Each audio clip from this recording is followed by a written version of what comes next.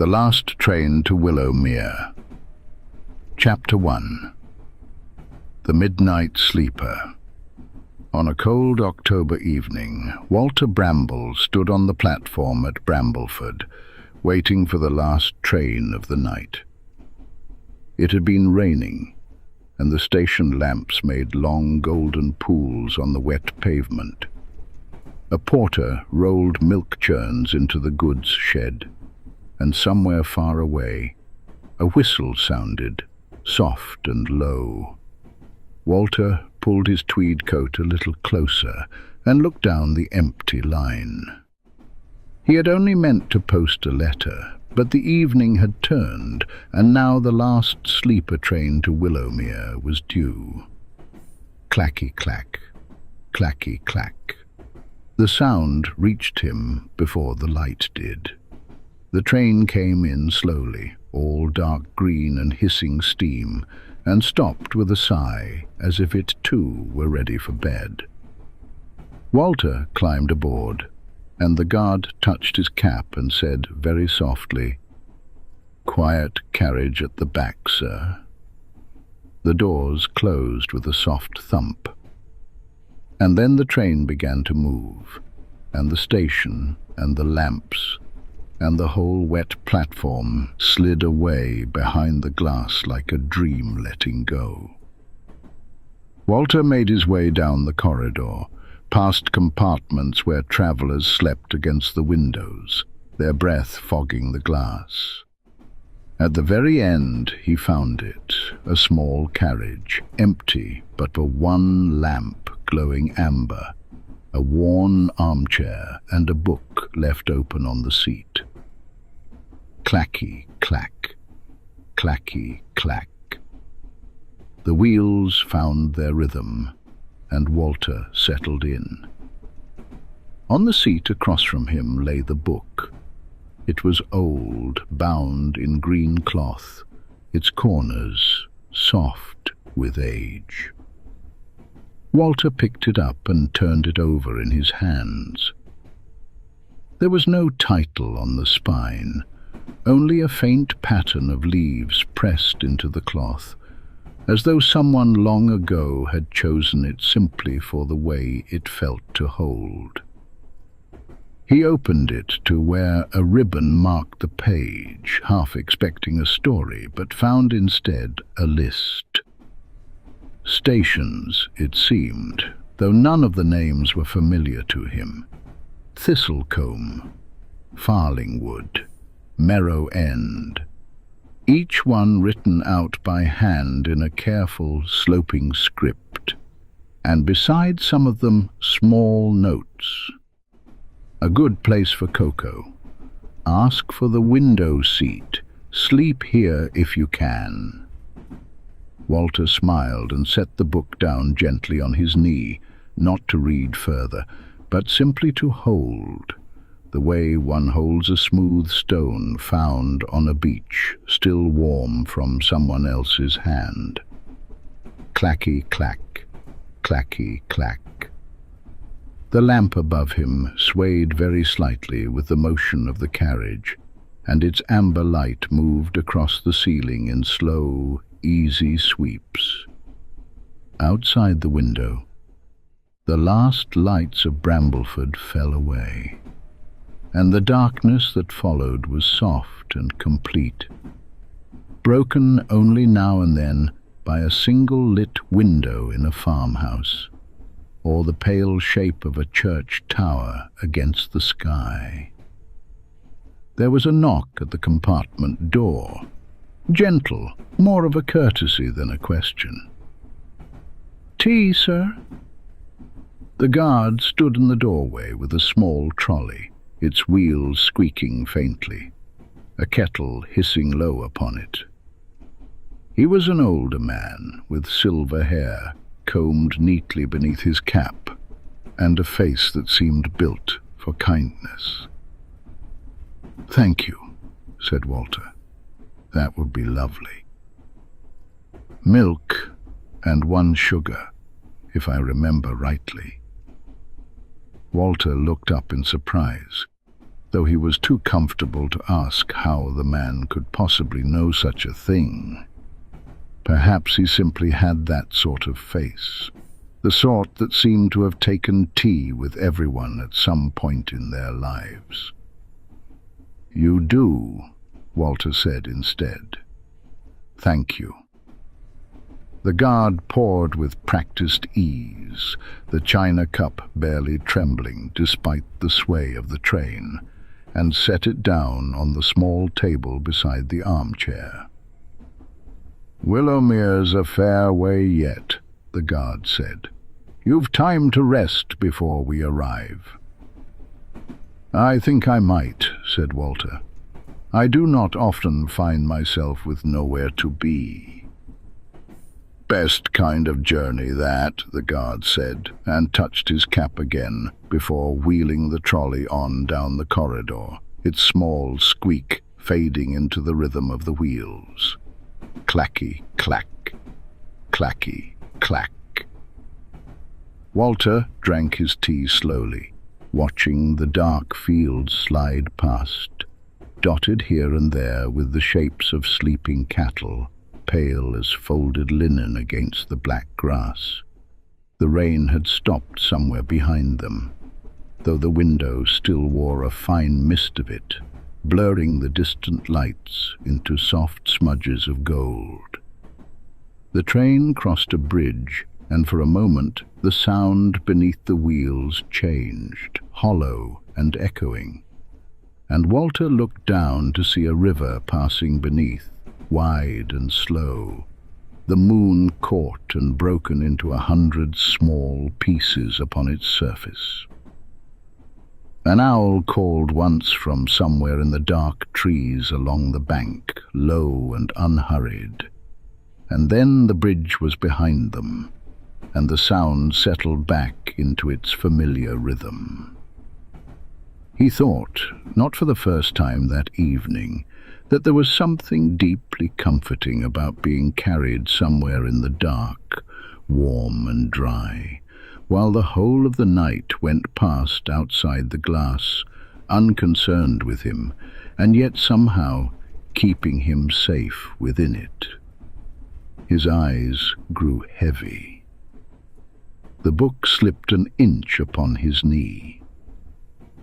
Outside, a low hill rose and fell away again, capped with a stand of old elms, and above them the clouds had begun to part just enough to show a single pale star.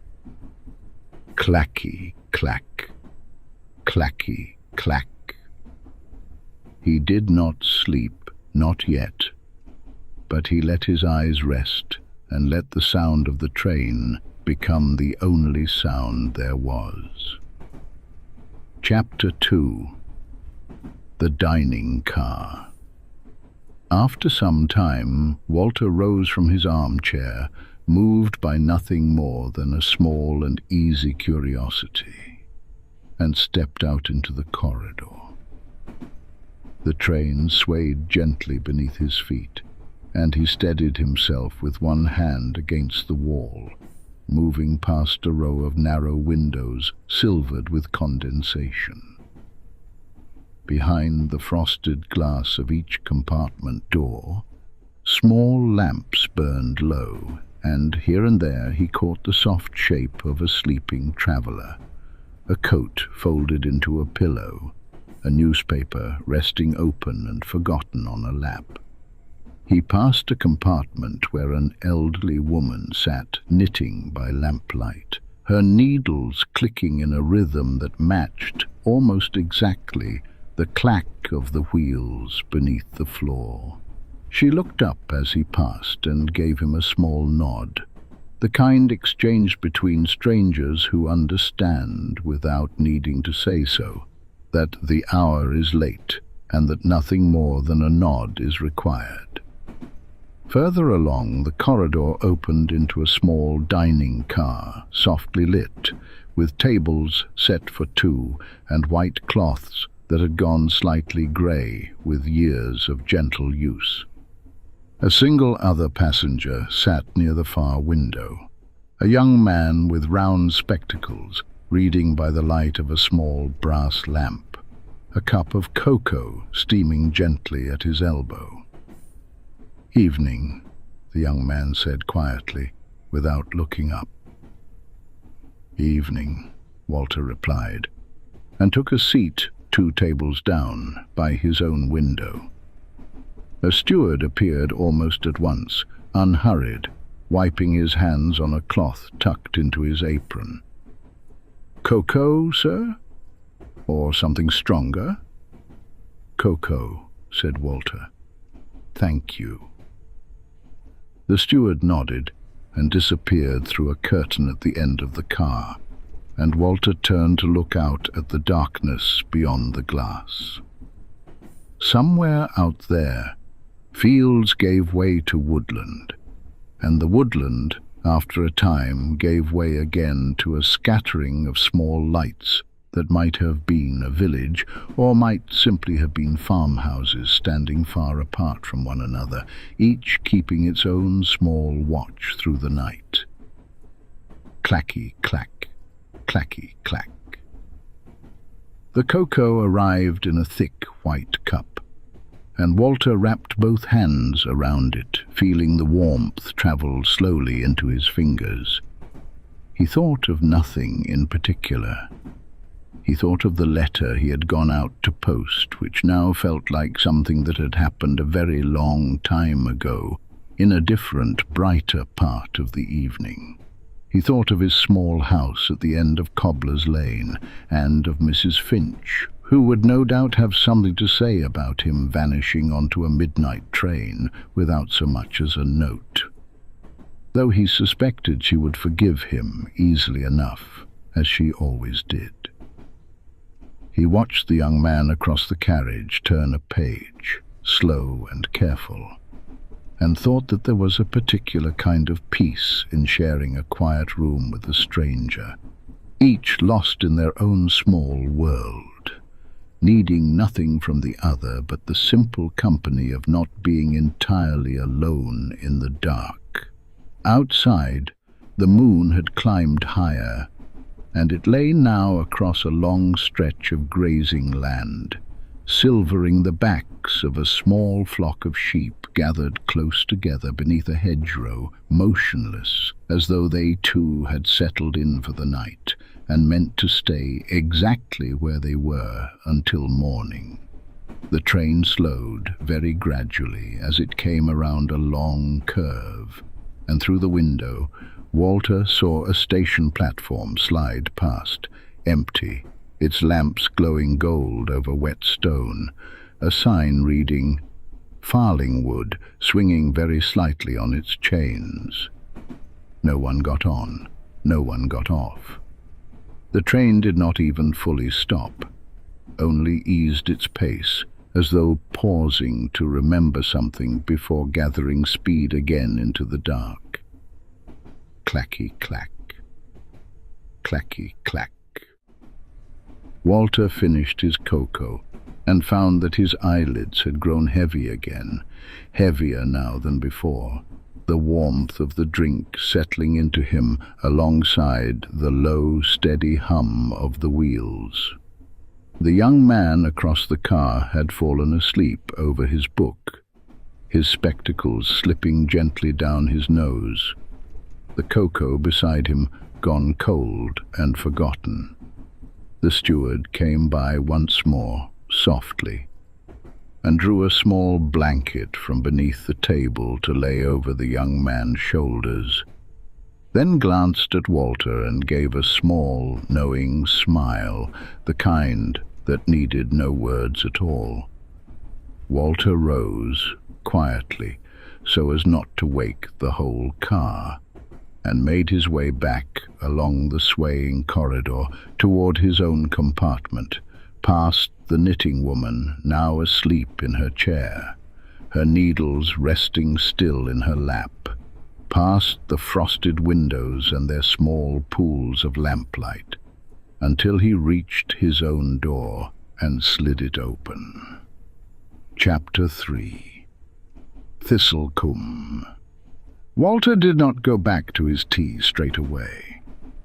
He sat for a while with the little green book closed upon his knee, listening to the train find its rhythm again after Farlingwood, and let his mind wander back, as it sometimes did on long journeys, to other trains, other nights, long before this one.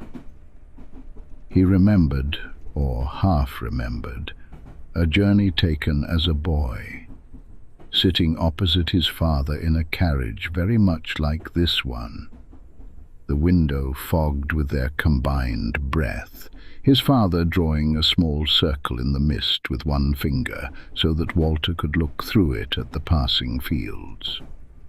Neither of them had spoken very much. There had not seemed any need.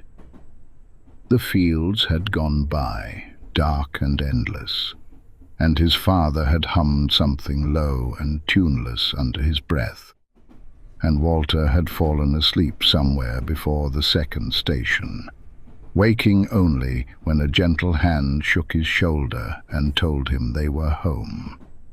He wondered idly whether that had been this line at all, or some other line entirely, long since closed, its stations grown over with grass and its rails lifted for scrap many years ago.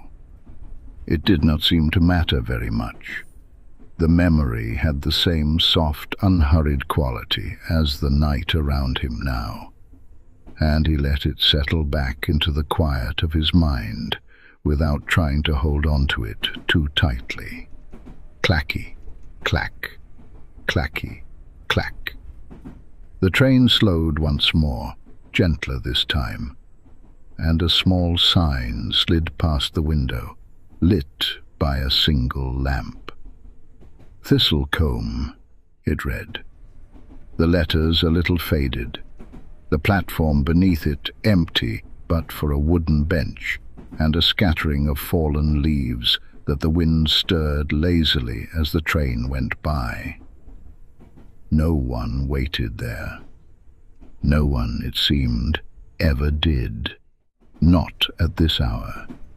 And yet the lamp burned on regardless, patient and steady, as though it kept its watch simply out of habit, and would go on doing so whether or not anyone ever came to be lit by it. Walter watched it fall away behind them, and thought that there was something rather fine about a lamp that burned for no one in particular, asking nothing, expecting nothing, simply doing the small work of being a lamp in the dark. Beyond Thistlecombe the land began to rise, gently at first, and then more steadily, the fields giving way to long slopes of rough grass and scattered gorse, silvered now by a moon that had climbed well clear of the horizon.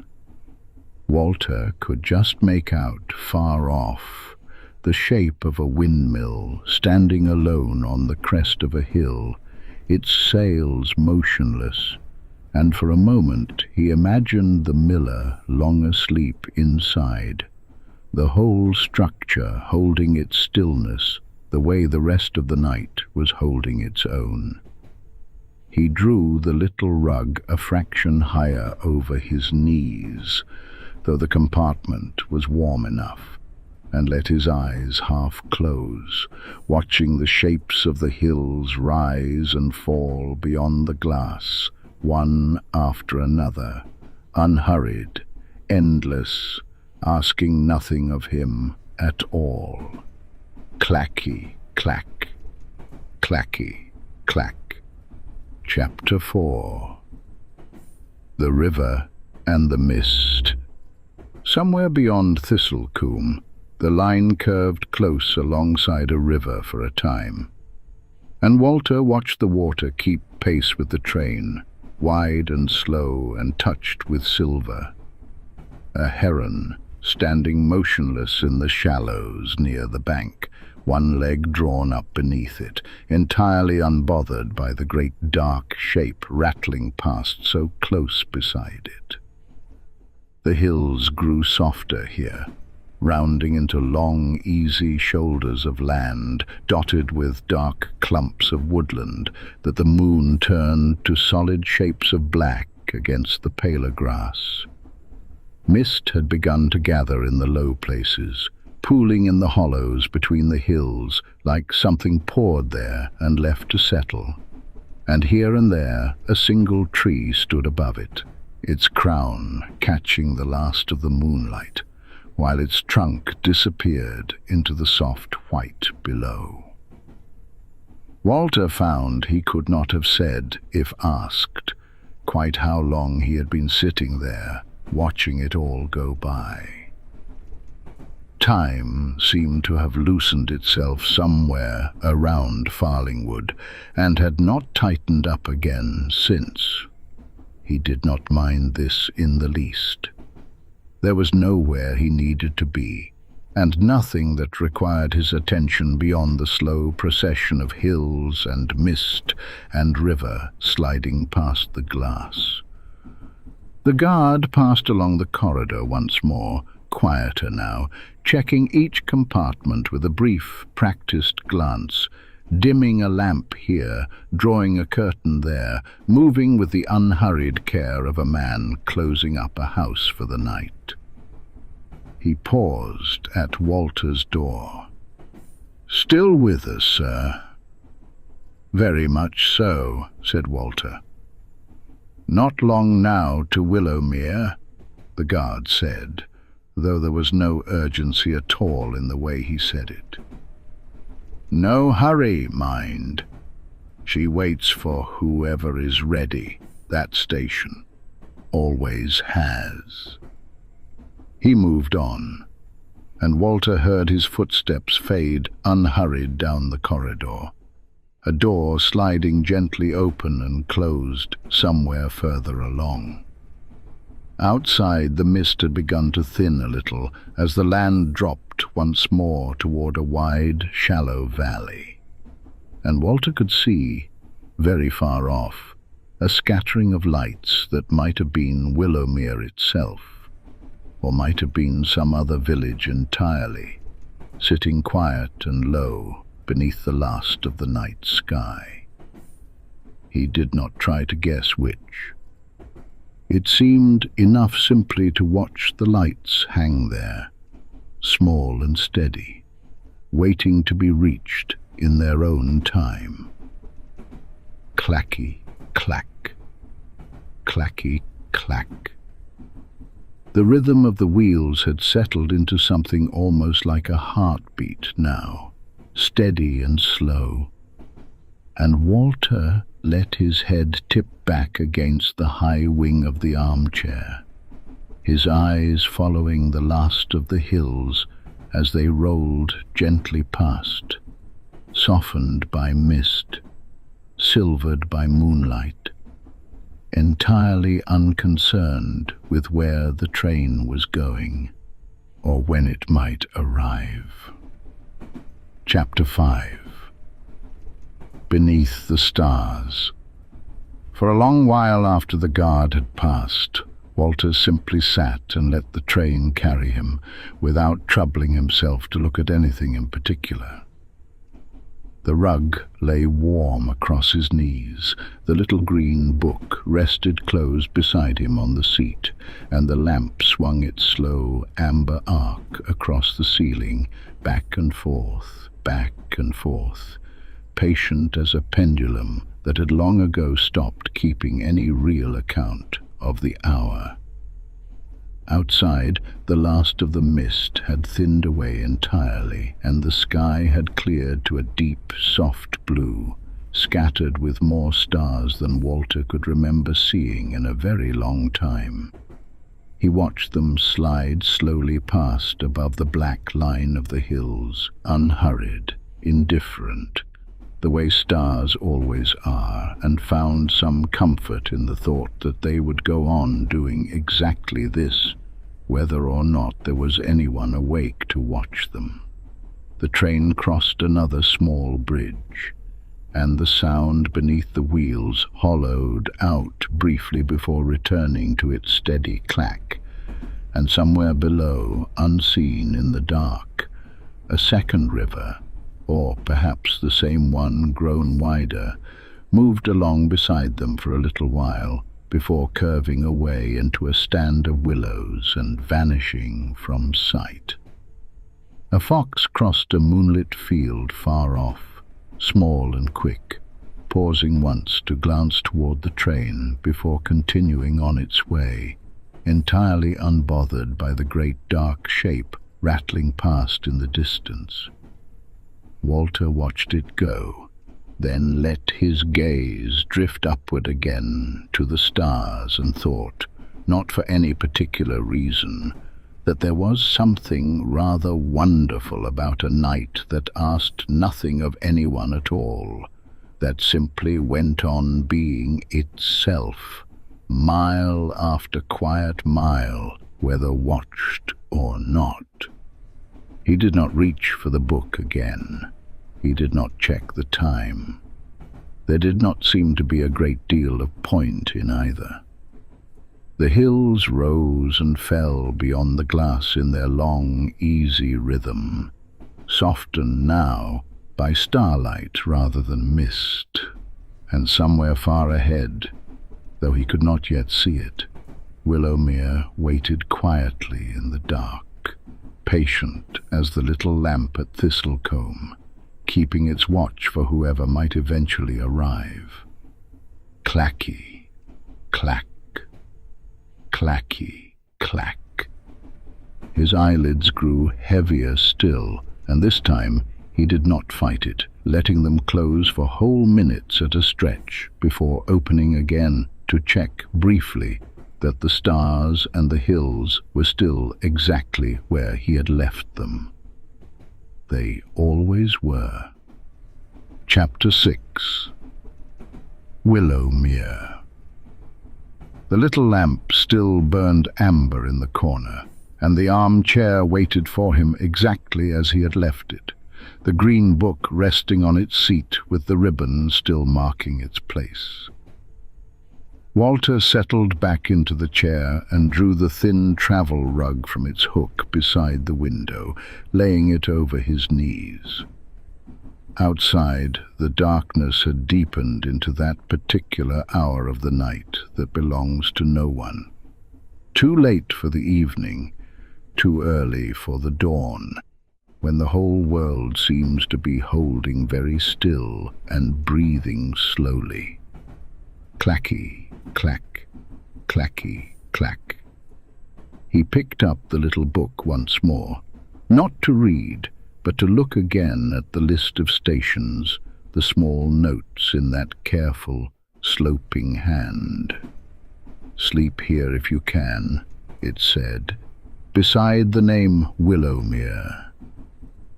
And Walter found himself smiling at the thought that someone else, long before him, had sat in this very carriage and thought exactly what he was thinking now. The train began, very slowly, to slow. Through the window, faint lights appeared in the distance, scattered at first, then gathering into the gentle shape of a village settling down for the night. A church spire rose black against a sky that had begun, almost without Walter noticing, to soften at its edges, the deepest part of the dark giving way, very gradually, to something a little less complete. The guard's voice came softly along the corridor, low enough not to wake anyone who did not wish to be woken. "Willowmere in 5 minutes." Walter looked down at the book in his lap, and then out at the approaching lights, and found that he did not feel any great urgency to gather himself, to check his coat pockets, to stand ready at the door. The station would still be there. The platform would still be waiting, wet and gold beneath its lamps, whether he rose to meet it at once or simply let it arrive around him. The train eased itself along the final curve, wheels slowing their rhythm from a clack to something softer, something closer to a whisper. And the little station of Willowmere slid gently into view, quiet and empty. A single lamp burning at the far end of the platform, moths turning slow circles around its glow. Clacky-clack. Clacky. Chapter 7. The platform. Lamp. Down the corridor, doors began to open one by one, unhurried. The young man from the dining car passed Walter's compartment with his coat over one arm, his spectacles now safely in his pocket, and gave a small, sleepy nod through the glass as he went.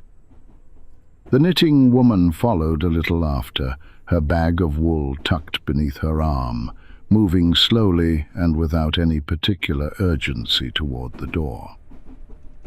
Walter watched them go, one after another, small shapes crossing the lamplit platform beyond the glass, footsteps soft on the wet stone, voices low, and then fading altogether into the quiet of the village beyond. A church clock somewhere began to strike, slow and distant. 1, 2, 3. The sound rolling gently across the rooftops before settling back into silence. The guard appeared once more at Walter's door, this time without his trolley, his cap held loosely in one hand. "Not getting off, sir?" "I do not think so," Walter said. "Not tonight." The guard smiled, as though this were a perfectly ordinary thing to say, which perhaps on this particular train it was. "She goes on to Merrow End after this," the guard said. "No hurry at all. I will leave the lamp low, if that suits." "That would suit very well," said Walter. The guard drew the compartment door most of the way closed, leaving only the smallest gap, and his footsteps moved away down the now empty corridor, unhurried, fading slowly into the general hush of the sleeping train. Walter let his head rest against the high wing of the armchair. The little green book had slipped from his fingers and lay closed upon the rug across his knees.